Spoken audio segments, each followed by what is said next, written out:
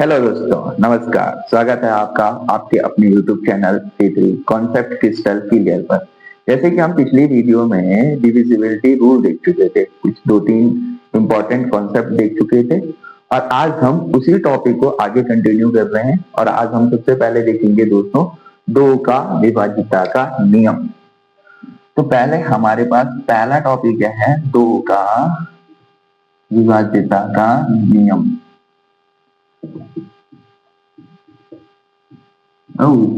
दो कैसी संख्याओं को विभाजित करेगा पूर्ण रूप से, वो देखना है। तो मान लो कि मेरे पास कोई संख्या है, मान लो एग्जांपल के लिए मैंने कोई एक अंक लिया A B C D E और F। कोई एक संख्या है सपोज दैट। तो दो ऐसी संख्याओं को विभाजित करेगा जिसका जो अंतिम अंक क्या है, इसका F। तो F के जगह पर 0 2 4 6 8 आ। तो दो कैसी संख्याओं को विभाजित करेगा बता कि अंतिम अंक जो है, अगर यदि वो 0 हो, 2 हो, 4 हो, 6 हो और 8 हो, तो वो दो को पूर्ण रूप से विभाजित करेगा। तो क्या ध्यान रखना है दोस्तों, दो के विभाजिता के नियम के लिए कि दो ऐसी संख्याओं को विभाजित करेगा जिसके लास्ट वाला अंक ये होंगे। अब जैसे एक एग्जांपल के द्वारा समझते हैं। मान लो कि हमारे पास कोई संख्या है 2 5 6 2 4 0। तो इस संख्या का लास्ट अंक कितना है? 0 है। तो इसका मतलब ये जो संख्या है ये 2 से पूर्ण रूप में विभाजित है, पूर्ण रूप से विभाजित होगी। समझ में आया दोस्तों? क्या कहा मैंने कि दो के विभाज्यता के नियम के लिए अंतिम अंक हमें 0 होना चाहिए, हमने देखा। ऐसे एग्जांपल देख, कितनी भी बड़ी संख्या हो, यदि अंतिम अंक 0 2 4 6 8 में से कोई भी हो तो वो 2 से पूर्ण रूप से विभाजित होगा। ये ध्यान रखना है दोस्तों। अब देखो ऐसा हुआ कि सपोज दैट मैंने लिखा अपने पास कि कोई भी संख्या है 264।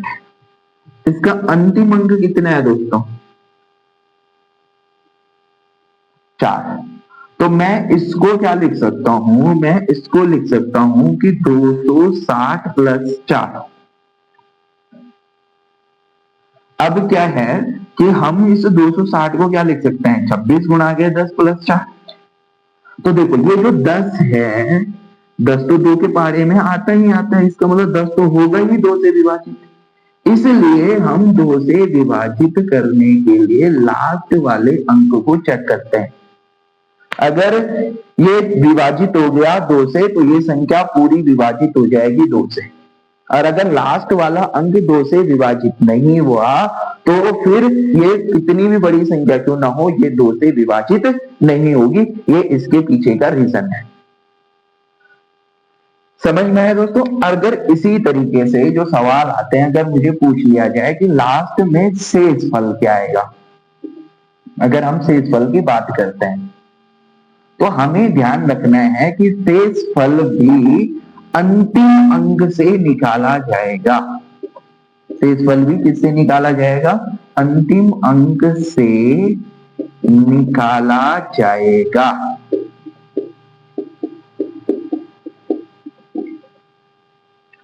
हमें 2 से कितनी भी बड़ी संख्या हो और अगर हमें उसमें चेक करना है कि वो 2 से विभाजित हो रही है और तो उसका शेष फल कितना आएगा, तो हम डिवाइड किसको करेंगे?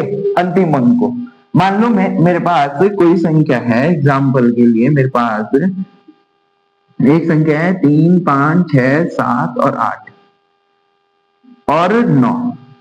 मुझे चेक करना है कि इसमें 2 से भाग देने पर शेष फल क्या आएगा। 2 से भाग देने पर शेष फल क्या आएगा, ये चेक करना है। तो हम कैसे चेक करेंगे दोस्तों? अभी मैंने क्या कहा कि शेष फल कैसे चेक करना है, अंतिम अंक से। अब देखो, एक तो हम बेसिक तरीका लगा सकते हैं कि हम इसमें पूरे के पूरे में 2 का भाग देते हैं, पूरे इस संख्या में हम 2 का भाग देते हैं और ऐसे में हमारा टाइम निकल जाएगा, क्योंकि एग्जाम में हमारे लिए लिमिटेड टाइम होता है और हमें बहुत सारे क्वेश्चन करने होते हैं। तो उस टाइम को बचाने के लिए हमें कुछ कॉन्सेप्ट ध्यान रखने होंगे, और कॉन्सेप्ट क्या है कि 2 के अगर हमें भाग देना है तो किसमें दो, फिर लास्ट वाले अंक में, और लास्ट वाले अंक में भाग देंगे तो 2 चौको कितना हो जाएगा 8, और 9 में से 8 जाएगा तो कितना आ जाएगा 1। तो जब मैं इस संख्या में 2 का भाग दूंगा तो शेष फल क्या आएगा दोस्तों, 1। बताओ, समझ में आया दोस्तों? तो 2 का विभाजिता का नियम हमारे पास ये रहा। हमने क्या कहा कि A B C D E F, मान लो मेरे पास कोई एक अंक है और उस का लास्ट अंक क्या है, एफ। एफ क्या होना चाहिए, अगर वो 2 से विभाजित हो रहा है तो 0, 2, 4, 6 और 8। तो ये इसके लिए शर्त है। अगर ऐसा है तो अब मैंने ये कहा क्योंकि मैंने तुम्हें क्या बताया कि हम लास्ट अंक को ही क्यों चेक कर रहे हैं, क्योंकि लास्ट अंक से पहले हम उसमें क्या किसकी गुणा हो रही है, 10 की, और 10 किससे विभाजित हो रहा है, 2 से। तो जब ये 2 से विभाजित हो रहा है तो ये संख्या भी किससे विभाजित होगी, 2 से। तो हम फिर किसको चेक करेंगे, अंतिम अंक को, और जब अंतिम अंक विभाजित हो जाएगा तो पूरी संख्या भी 2 से क्या हो जाएगी, विभाजित हो जाएगी दोस्तों। तो 2 का नियम मुझे लगता है आपको समझ में आ गया होगा। साथ साथ में आप नोट्स बनाएं, अगर आपको स्क्रीनशॉट लेना है तो आप स्क्रीनशॉट भी ले सकते हैं।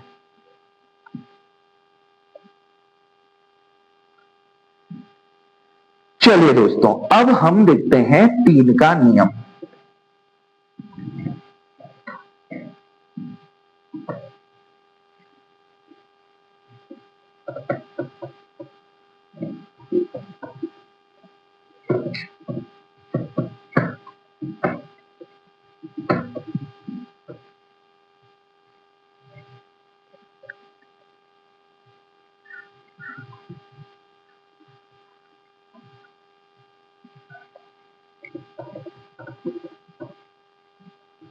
अब दूसरी संख्या कौन है बेटा हमारे पास, 3 का।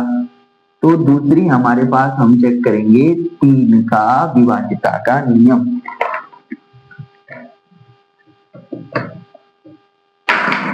दो के विभाजिता के नियम के बाद अब हम देखते हैं दोस्तों 3 का विभाजिता का नियम। 3 किन संख्याओं को विभाजित करेगी उसको देखना है। अगर हम देखें दोस्तों तो 3 का विभाजिता का नियम क्या कहता है कि मान लो कि कोई एक संख्या है मेरे पास ए बी सी डी करके, और अगर मुझे ये चेक करना है कि ये 3 से विभाजित होगी कि नहीं, तो इसको मैं कर सकता हूं A plus B plus C plus D. तो इसका मतलब क्या है दोस्तों कि अगर इन अंकों का योग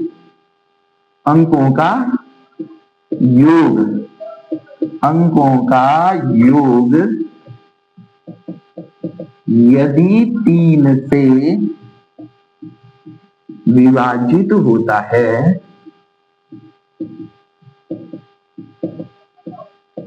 तो संख्या भी 3 से विभाजित होगी।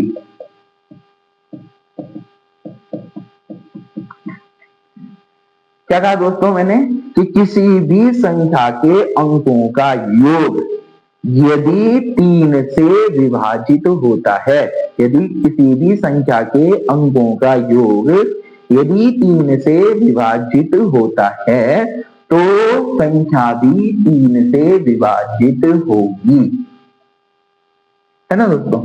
मान लो एग्जांपल के द्वारा मैं आपको समझाता हूं। एक एग्जांपल लेते हैं हमारे पास, मान लो 3, 6, 8 और 1 है मेरे पास। मुझे चेक करना है कि ये 3 से विभाजित है कि नहीं। 3 से विभाजित है, ठीक है। कि नहीं, ये चेक करना है। तो मैं कैसे चेक करूंगा बेटा, मैंने अभी ऊपर क्या कॉन्सेप्ट बताया कि अंकों का योग, अंकों का योग का मतलब 3 + 6 + 8 + 1।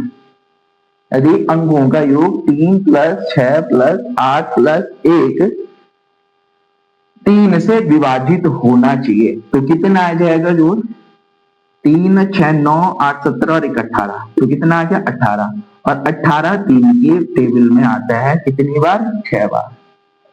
तो ये संख्या 3 से पूर्ण रूप से विभाजित होगी, क्योंकि इसके अंकों का योग 3 से विभाजित हो गया।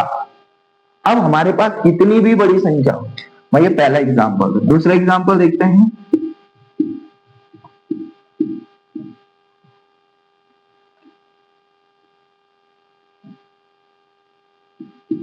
अब इसका हमें चेक करना है कि ये 3 से विभाजित है कि नहीं।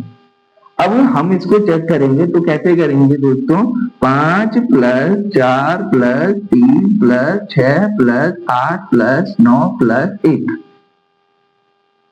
अब इसके अंकों का योग यदि 3 से विभाजित हुआ तो संख्या भी 3 से विभाजित होगी, और अंकों का योग यदि 3 से विभाजित नहीं हुआ तो संख्या भी 3 से विभाजित नहीं होगी। अब हम इसको करें तो 5 से 4 कितना हो जाएगा? 9 9 3 कितना हो जाएगा? 12 12 और 6 18 18 और 8 कितना होता है? 26 26 और 9 कितना हो जाएगा? 35 और 35 और 1 कितना हो जाएगा? 36। 5 4 9 3 12 4 18 18 26 और 26 और 9 35 और 1 36, और 36 3 के पहाड़े में आएगा 12 बार। इसका मतलब शेष क्या आ जाएगा? 0। और शेष 0 आने का मतलब है कि हमने कल देखा था कि शेष यदि 0 आ रहा है तो b = a × q होगा।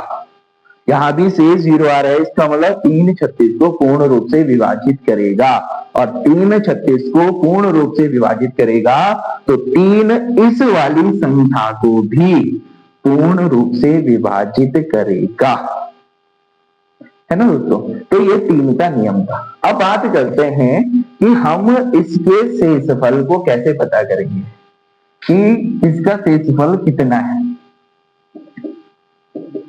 तो यहां ध्यान से देखिए दोस्तों, शेषफल पता करने के लिए हम क्या करते हैं कि अंकों के योग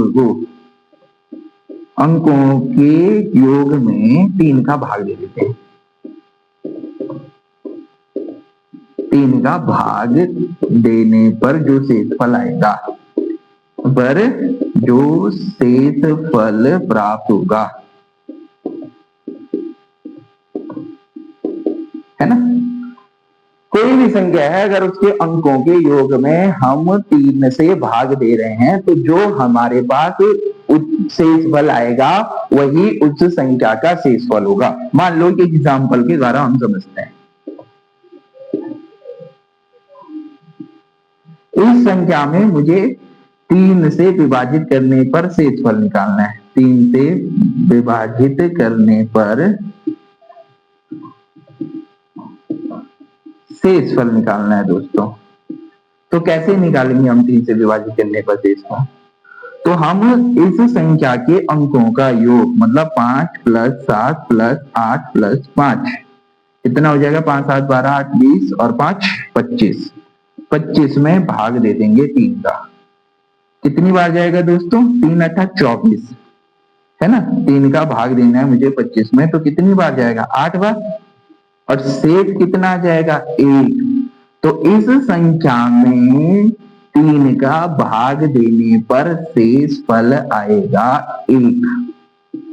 देखो दोस्तों कितना आसान हो गया है बड़ी से बड़ी संख्या को सॉल्व करना हमारे लिए इन कॉन्सेप्ट से, है ना दोस्तों? कितनी भी बड़ी संख्या हो और अगर मुझे उसमें 3 का भाग देना है और उसका शेषफल बताना हो तो मैं भाग नहीं दूंगा। अपना टाइम बचाने के लिए मैं अंकों का योग करूंगा, और जितना अंकों का योग आया उसको 3 से भाग दे दूंगा, और जो शेषफल आएगा वही बड़ी संख्या में 3 का भाग देने पर शेषफल प्राप्त होगा दोस्तों। तो मुझे लगता है कि यहाँ तक आपको सब कुछ समझ में आएगा। हमने किस किस की बात की? 2 और 3 की। चलिए दोस्तों, हमने अभी तक 2 और 3 के विभाज्यता के नियमों को सीखा। अब हम 3 के विभाज्यता के नियम पर एक क्वेश्चन करते हैं। अब मान लो कि मेरे पास कोई संख्या है, क्या दे रखी है, 5 6 4 2 1। क्या दी हुई है, 5 6 4 2 और 1। क्या है कि यदि 3 से विभाज्य है, यदि ये संख्या किससे विभाज्य है, 3 से विभाज्य, मतलब इसमें 3 का भाग जाएगा, तो ए के कितने मान संभव हैं। और एग्जाम क्या है, 1 3 5, तो ए की जगह कितने मान आ सकते हैं, हमें ये बताना है। तो कैसे करेंगे दोस्तों, तो मैंने अभी आपको क्या बताया कि हमें अगर 3 से विभाज्य है, 3 से क्या है, विभाज्य है ये संख्या, 3 से विभाज्य है, तो इसके अंकों का योग 3 से विभाज्य होना चाहिए, है ना। तो इसके अंकों का योग करेंगे तो 5 प्लस 6 प्लस 4 प्लस 2 प्लस 1 हो जाएगा दोस्तों। और ये किससे विभाज्य होना चाहिए, 3 से विभाज्य होना चाहिए, है ना। तो अगर हम देखें तो 5 और 6 कितना हो जाएगा, 11, 11 और 4 कितना हो जाएगा, 15, और 15 और 2 कितना हो जाएगा, 17, प्लस क्या हो जाएगा 1। किससे विभाज्य है, 3 से विभाज्य है। अब 3 के पारे में क्या आता है, 3 6 18, तो मैं 17 में कितना जोड़ू, तो मैं इसको 17 प्लस 1 लिख सकता हूं। इसी तरीके से मैं 18 के बाद क्या आएगा, 21, तो 17 में कितना जोड़ू कि 21 हो जाए, 4, तो 17 प्लस 4 लिख सकता हूं। सेम 17 18 के बाद 24, 21 के बाद क्या आता है, 24, 17 प्लस 7 लिख सकता हूं। और 24 के बाद क्या आता है, 27, तो 10 तो आएगा नहीं। तो ए के कितने मान संभव हैं, तो ए की जगह 1 हो सकता है, 4 हो सकता है, 7 हो सकता है, तो ये ए के मान हो सकता है। तो ए के कितने मान संभव हैं, तो ए के 3 मान क्या है बेटा, संभव है। तो हमारा आंसर क्या हो जाएगा, सी, सॉरी डी, हमारा आंसर क्या हो जाएगा, डी। तो इस तरीके से हम किसी भी कठिन सवाल को अपने कॉन्सेप्ट को स्ट्रॉन्ग करके कर सकते हैं। तो इसी चीजों को सीखने के लिए आप मेरे चैनल के साथ जुड़ें, लाइक करें, शेयर करें, सब्सक्राइब करें। धन्यवाद दोस्तों, मिलते हैं अगली वीडियो में। जय हिंद, जय भारत।